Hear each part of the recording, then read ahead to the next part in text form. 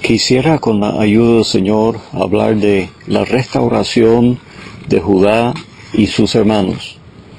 Realmente sería necesario leer los capítulos 42, 43, 44 y 45 del libro de Génesis para entender bien esta historia, pero confiando que nuestros oyentes conocen ya bien estas escrituras, vamos a leer solamente 2 o 3 versículos. En Génesis capítulo 42 y versículo 21 dice: y decían el uno al otro, verdaderamente hemos pecado contra nuestro hermano, pues vimos la angustia de su alma cuando nos rogaba, y no le escuchamos, por eso ha venido sobre nosotros esta angustia. Ahora en el capítulo 44, versículo 16. Entonces dijo Judá: ¿qué diremos a mi señor? ¿Qué hablaremos o con qué nos justificaremos? Dios ha hallado la maldad de tus siervos. He aquí nosotros somos siervos de mi señor, nosotros y también aquel en cuyo poder fue hallada la copa. Y en el capítulo 45 y el versículo 15.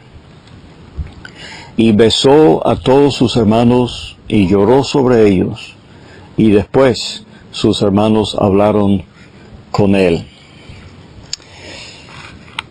Judá y sus hermanos habían cometido un terrible pecado, vendiendo a su hermano José como esclavo y haciendo pensar a su padre que había sido devorado por una fiera.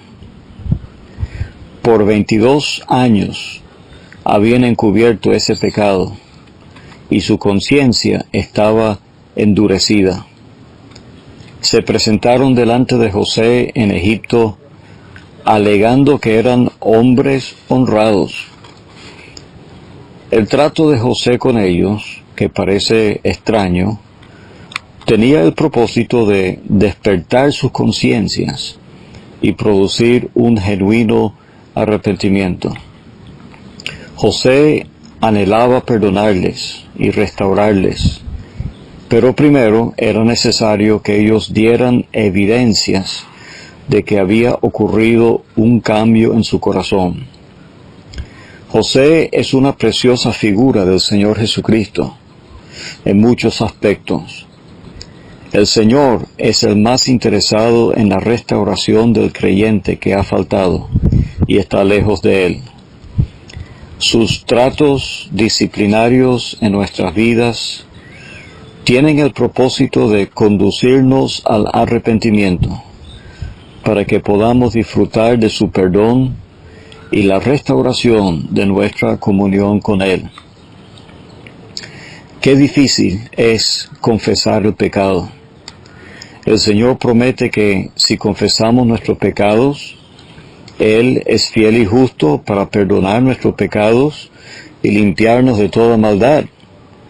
1 Juan 1 y 9. Pero por causa del orgullo característico de nuestros corazones, nos resistimos tercamente a salir a la luz. Dice en Proverbios 28 y 13, el que encubre sus pecados no prosperará, mas el que los confiesa y se aparta alcanzará misericordia. Los hermanos de José no podían prosperar mientras encubrían su pecado durante ese largo tiempo. En esos años, Judá se apartó de sus hermanos, como lo vemos en el capítulo 38. Se amistó con un inconverso, entró en yugo desigual con una inconversa. Sus hijos fueron malos ante los ojos de Jehová, y Dios les quitó la vida. Y él mismo cayó en el terrible pecado del incesto.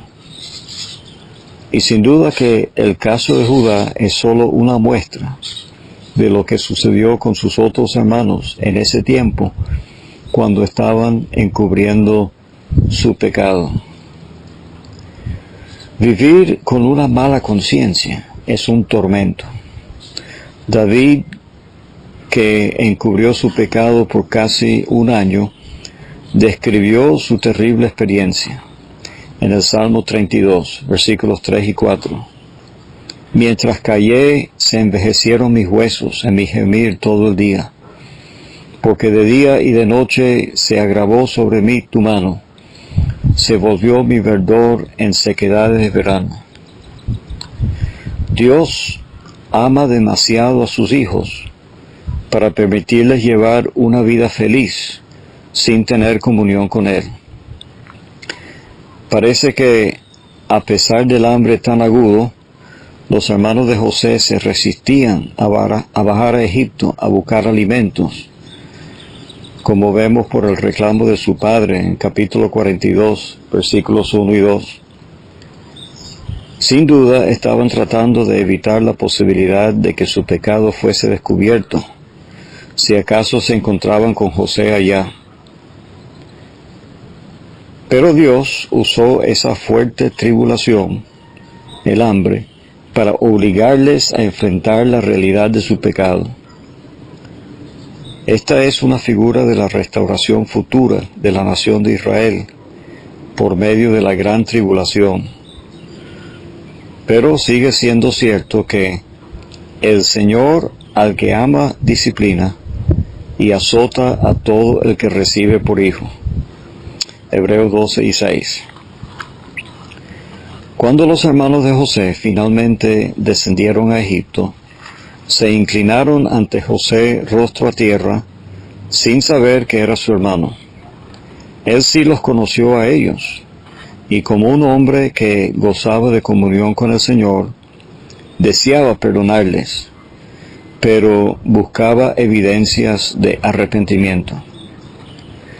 Así como hemos dicho, el más interesado en perdonar al creyente es el mismo Señor, pero no puede haber restauración si no hay primero un genuino cambio de mente, o sea, un arrepentimiento.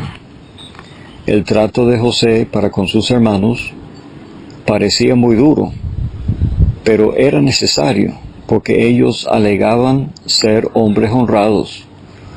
Aún no estaban dispuestos a confesar su pecado, y al hacer mención de José, se limitaron a decir, otro no parece. Génesis 42 y 13. No nos toca a nosotros poner a prueba a nuestros hermanos para producir en ellos fruto de arrepentimiento. El que puede hacer esto es aquel de quien José es figura, nuestro Señor Jesucristo. La disciplina del Señor, como lo tenemos en Hebreos capítulo 12, al presente no parece ser causa de gozo, sino de tristeza, pero después da fruto apacible de justicia a los que en ella han sido ejercitados. Pero mientras no se manifiesten evidencias de humillación y arrepentimiento, nosotros no podemos tener comunión con Él, como dice en 1 Corintios 5 y 11. Con el tal ni aun comáis. Estrechar lazos de amistad y comunión con un hermano que ha tenido una caída y no ha mostrado señales de humillación y arrepentimiento, entorpece la obra que el Señor está haciendo en él. Cuando José los puso en la cárcel por 3 días, sus conciencias fueron despertadas.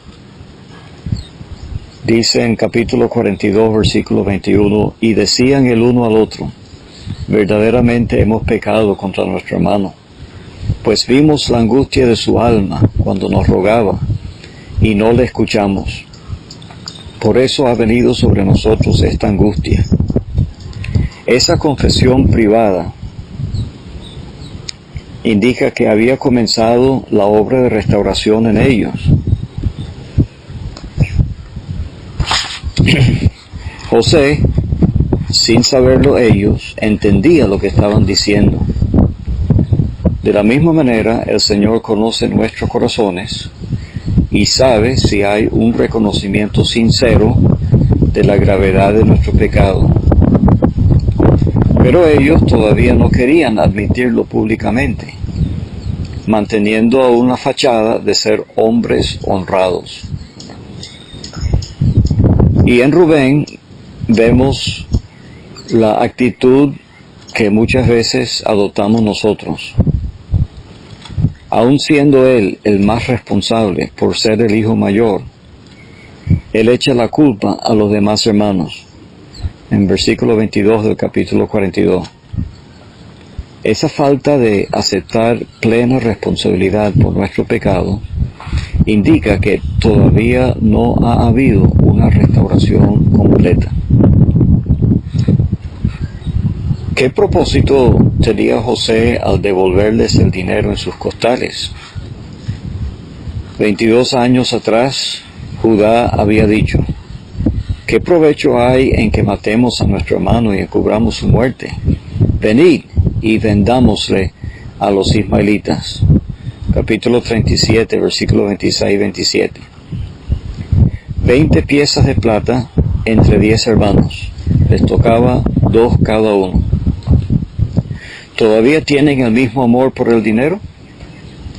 ¿Van a aprovechar lo que parecía un error de los egipcios para enriquecerse? No. Sus corazones han cambiado. Antes estaban llenos de avaricia. Ahora se llenan de temor y luego deciden regresar el dinero devuelto.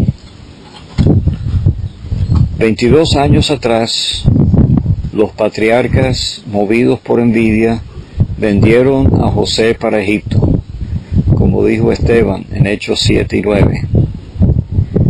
¿Cuál será su actitud ahora hacia su hermano Benjamín, que ahora es el más favorecido por su padre? José les pone a prueba, exigiéndoles que traigan a Benjamín en la próxima visita.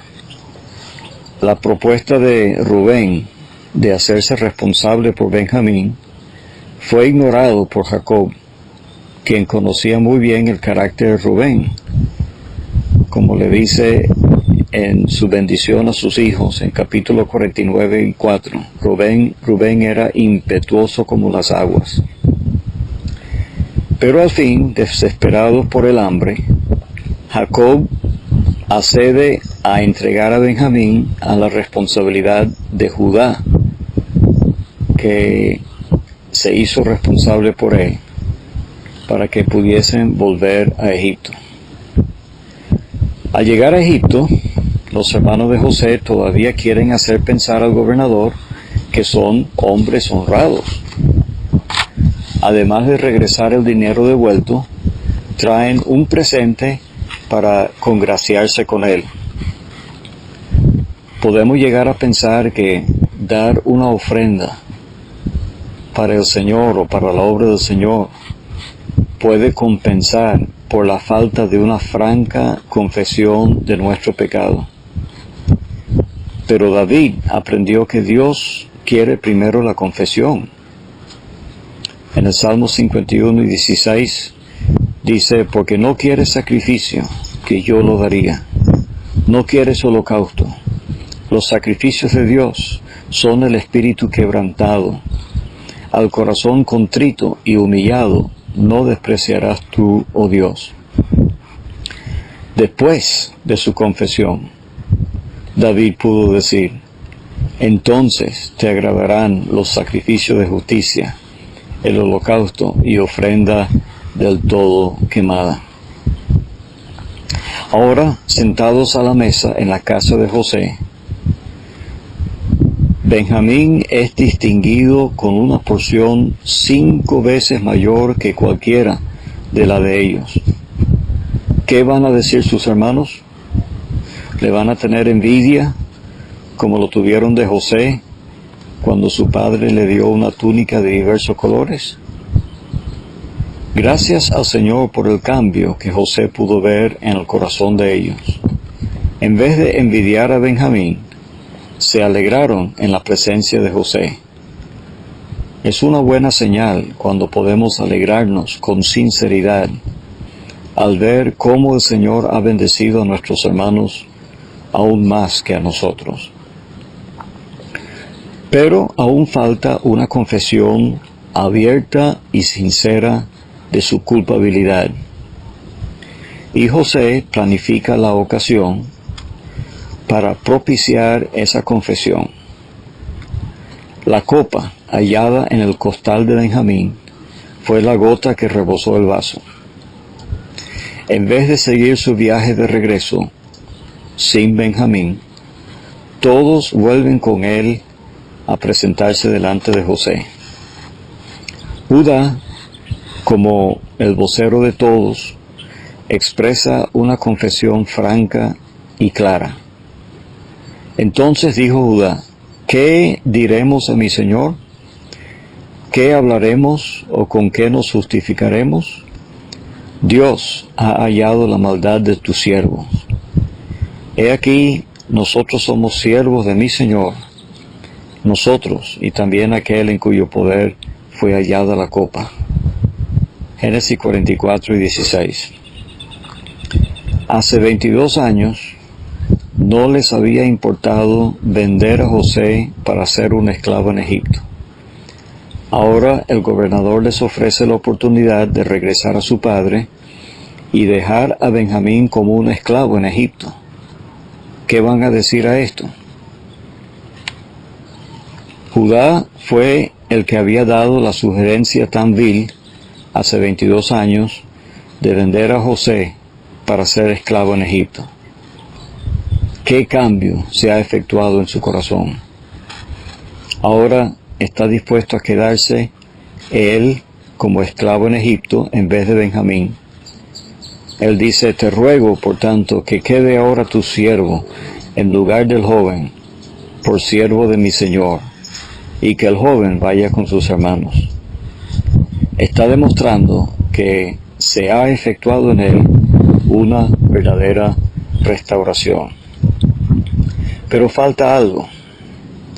Hace 22 años, cuando vendieron a José, no les había importado engañar cruelmente a su padre, haciéndole sufrir terriblemente el dolor de pensar que José había sido despedazado por una fiera. ¿Qué consideración van a tener ahora por su anciano padre? Otra vez Judá expresa lo que todos sienten por su anciano padre. Él dice: ahora pues, cuando vuelva yo a tu siervo mi padre, si el joven no va conmigo, como su vida está ligada a la vida de él, sucederá que cuando no vea al joven morirá. Y tus siervos harán descender las canas de tu siervo nuestro padre con dolor al Seol. Y más adelante él dice: porque ¿cómo volveré yo a mi padre sin el joven? No podré, por no ver el mal que sobrevendrá a mi padre. José se da cuenta que ahora sí ha llegado el momento que tanto anhelaba para perdonar a sus hermanos. Ya se ha quitado como si fuera el disfraz de hombres honrados. Han demostrado un cambio radical en las actitudes que le llevaron a cometer ese crimen tantos años antes. Humildemente reconocen su indignidad y aceptan sin reservas su responsabilidad en el asunto. Ya no tratan de defenderse y justificarse a sí mismos, más bien procuran que el inocente, es decir, Benjamín, sea vindicado. Todo esto son evidencias de que ha ocurrido un cambio profundo en el corazón de ellos. Han experimentado un verdadero arrepentimiento. Hay una obra de restauración en sus corazones. Con cuánta emoción José se revela a ellos y se echa sobre el cuello de cada uno para darles el beso del perdón. Así como lo hizo José, el Señor también acerca así al genuino penitente, cuando ha ocurrido ese profundo cambio en su corazón. Nosotros también, cuando el Señor ha completado su obra de restauración en un hermano, debemos recibirle con sinceridad y afecto. Como José, no debemos guardar rencores ni recuerdos, sino estrechar lazos de genuina comunión. El perdón que José les otorgó no solamente fue completo, sino que fue permanente. 17 años después, cuando murió su padre Jacob, los hermanos de José volvieron a tener dudas sobre el perdón que José les había dado. Esto lo vemos en el capítulo 50 de Génesis. Pero José no había cambiado y les aseguró de su perdón y su amor por ellos. A veces también el creyente que ha experimentado una verdadera restauración puede volver a tener dudas del perdón que el Señor le ha otorgado. Es la misma palabra del Señor que le puede traer de nuevo la paz a su alma. Como el Señor dijo al paralítico: ten ánimo, hijo, tus pecados te son perdonados. Es algo permanente. El Señor no cambia. Que el Señor bendiga su palabra.